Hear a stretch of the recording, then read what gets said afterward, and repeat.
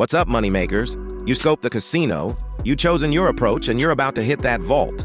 But there's one thing standing between you and those glorious diamonds: the fingerprint hack.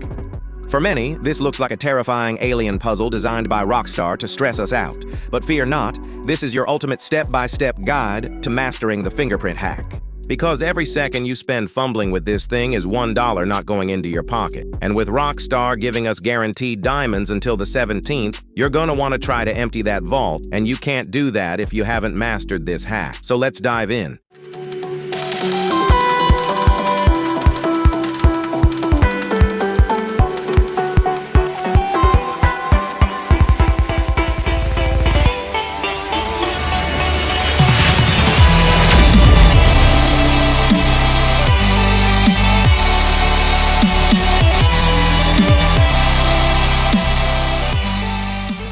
Okay, so don't get me wrong. Before I started getting serious about grinding the casino heist, I hated these hacks. I would always avoid the doors to the side rooms of the vault at all cost. I would only go for the trolleys in the middle. And as you know by now, there are only 2 or 3 trolleys in the middle, sometimes only 1. So I would only loot them and then head back towards the man trap with 2 minutes left and wondering why I always walk out with less than $1 million. I mean, what a way to get the elite challenge, right? But anyway, now I'm much more confident at doing these fingerprint hacks. All it takes is a lot of practice and maybe someone to explain a better way of how to see this hack in a different perspective. So let me show you how I see it, and don't feel stupid or embarrassed if you're not going to understand this straight away. It took me a lot, and I mean a lot of practice to be able to be as good as I am, and I still think that I can massively improve my speed. Anyway, it's time to get a bit technical, so make sure you're paying attention. As I am sure you'll know by now, there are 8 boxes on the left side of your screen split into 2 columns. 4 boxes match with the fingerprint, and 4 doesn't.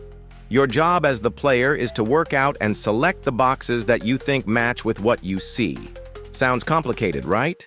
But what if suddenly I did this? Now, you can easily work out what boxes match with the fingerprint on the right. And before you say it's not as easy as just putting white boxes over the wrong ones. This is just a demonstration on an easier way of looking at these boxes to work out the wrongs from the right. However, the next demonstration is actually the method I use to figure out how to do this hack. And before I start to explain, I want to ask you guys a question. How many remember the game Spot the Difference? You know the game that you would be sat for? What it seemed like hours staring at 2 pictures trying to look for the last object, and you were convinced that the person that made the picture was trolling you because you couldn't find it, only to have your sibling or friend come over looking over your shoulder, look at the picture for 5 seconds and claim that they found it. All of a sudden, you would have a very vivid scenario in your head of getting up of the chair you were sitting on, picking it up and throwing it at them. Let's face it, if we all let our intrusive thoughts get the best of us, we would all be in prison. When doing these hacks, I look for the middle pattern first. As you can see in this fingerprint hack, the middle has a bend almost like an upside-down letter U. There's also a small black dot in the middle to the left, so for me, I'd say that this box matched with this section of the fingerprint. Another thing I noticed when doing these hacks is that the boxes on the left look a little different from the actual fingerprint on the right. For example, the box here has 4 visible black dots.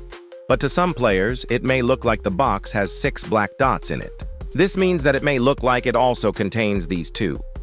I've also noticed that the boxes are even zoomed in a little or zoomed out. I think that's what mainly confuses a lot of people. I only focus on the pattern and not the black dots. If you think that it matches, then it probably does. Okay, so now that we've gone over different methods to help you see these hacks from a different perspective, the next method is how you are going to practice these hacks without the pressure of a man with a walking stick, high blood pressure, and quote-unquote wasting disease, and does nothing but scream at us. And the fact that Rockstar literally forces us to give him a cut is beyond me. I mean, Lester, if we want to have someone to do nothing but scream at us, tell us we're doing something wrong or telling us to hurry up and still expect us to give them money, we would have just stayed off the game and did the chores that our wives wanted us to do. A lot of players don't actually know this, and this is going to be an absolute game-changer tip if you don't. On the first prep board, there are optional but very useful purchases that's going to determine how much diamonds, gold, paintings, or cash you are walking out of the casino with. Of course, purchasing the Level 1 and Level 2 security passes are extremely useful for saving time by just swiping the cards to get to and from the vault without having to hack. But unfortunately, you can't just swipe the cards when you're in the vault. And this is why this has to be the best purchase you can make for your whole setup. Buying the door security in your arcade will give you your personal fingerprint hack. It costs $425,000, which seems a lot of money, but considering it's a one-time purchase, meaning you'll be able to use it to practice in every heist setup, and you'll easily make that back just on one trolley in the vault. It was by far the easiest purchase I've made in this game. Once purchased, you'll need the hacking device from the heist setup, which is mandatory anyway. When you've got the hacking device, you can use the keypad whenever you want. What I used to do was after every heist setup mission, I would spend about 5 to 10 minutes practicing this hack. When you start prioritizing doing the hack after each setup, you'll start noticing the improvements, and it will eventually start feeling like a walk in the park. Mastering the fingerprint hack is your ticket to consistently big payouts in the Diamond Casino Heist, especially this week, with those guaranteed diamonds waiting for you. Practice it in your arcade, go in calm, and watch those millions roll in. Because in this GTA Online economy, every successful hack is a victory against inflation. If this guide helped you, hit that like button, subscribe for more GTA Online tips and money-making strategies like this, or ultimate step-by-step guides to each approach of the casino heist, and let me know in the comments. How many times did you fail this hack before you finally mastered it? Thanks for watching, and I'll see you in the next one. Happy hacking and happy heisting.